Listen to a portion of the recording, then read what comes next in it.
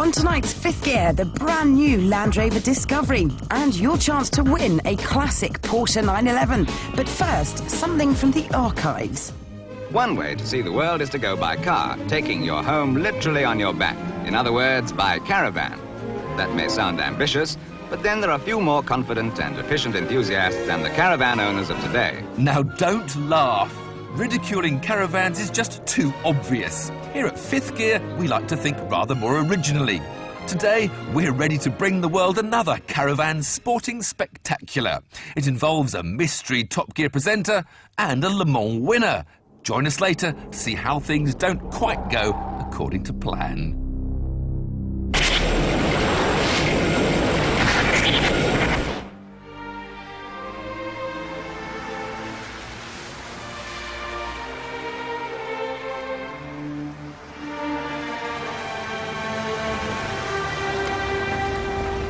This is a new Land Rover, and this, believe it or not, is a green lane. I understand your confusion because most of it appears to be brown, but it's actually one of 5,000 or so miles of unsurfaced roads that crisscross our green and pleasant land.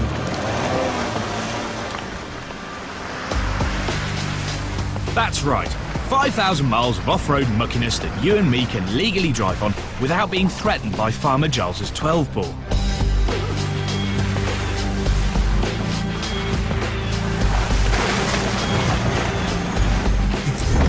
There are government plans to ban 4x4s from these lanes for environmental reasons and leave them to horse riders and ramblers.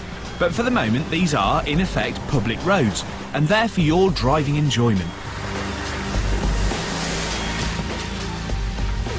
Grinding through the autumnal slime in all this guff is what four-wheel drives are made for.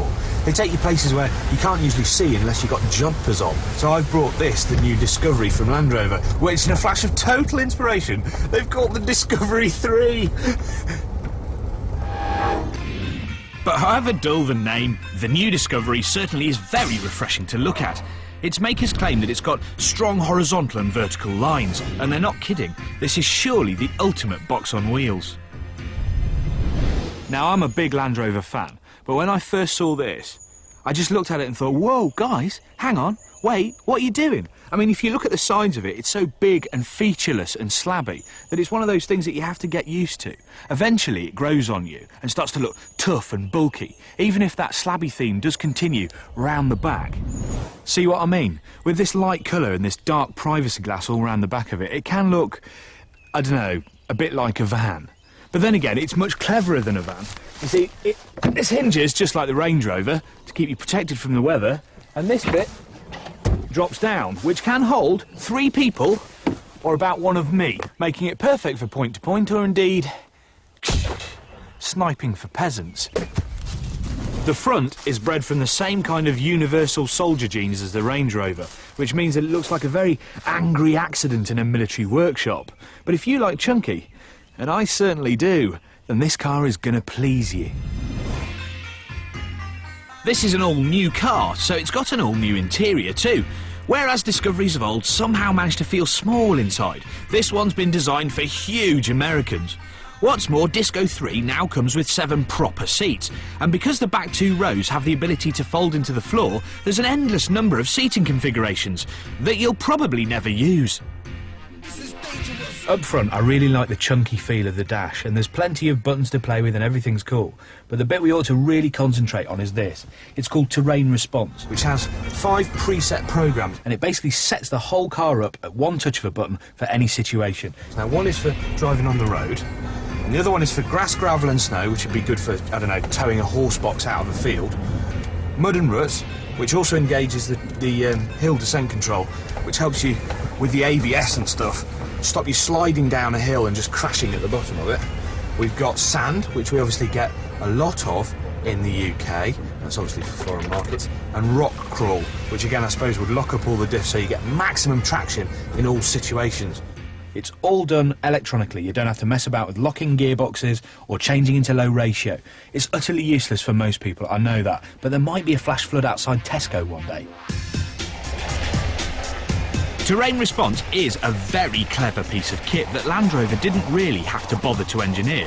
But the fact they have, I reckon, deserves respect and undoubtedly maintains Land Rover's die-hard image. That said, no matter how clever it is at adjusting the power, suspension, gearing and brakes, the Discovery was still only ever going to be as good as the person behind the wheel. I've got it really stuck.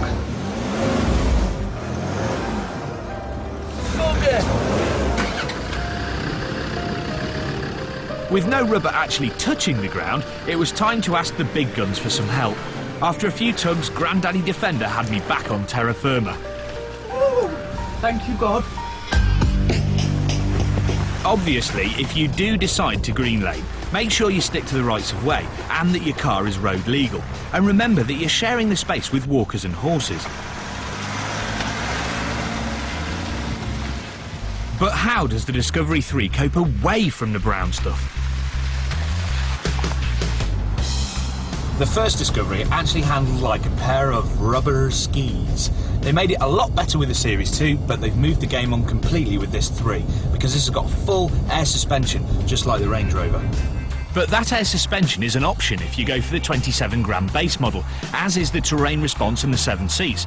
You've got to pay another £2 for those toys, but I'd say do it. Not only to protect the residual value, but because the air suspension also gives you much improved road manners. It's actually got really good body control for such a big mother. Don't forget this weighs 1/3 of a tonne more than a Range Rover, which is pretty big by anyone's standards. And apart from the cripplingly bad fuel consumption, and don't forget this is the diesel, so it should be the best one, there is something to be said for actually having a car this big. You feel like a tank captain, like you can just drive anywhere and drive through anybody. It shouldn't be like that, but it just makes you feel that way. Safe, big, tall, you can see over everything. See, the Discovery 3's trick is to not make you pay in terms of handling for having such a big cliff face of a car. It's as good, if not better, than a Range Rover, and that's really good. You know, I'm properly, deep down, impressed with this Discovery. Land Rover have a car they can rightly be proud of.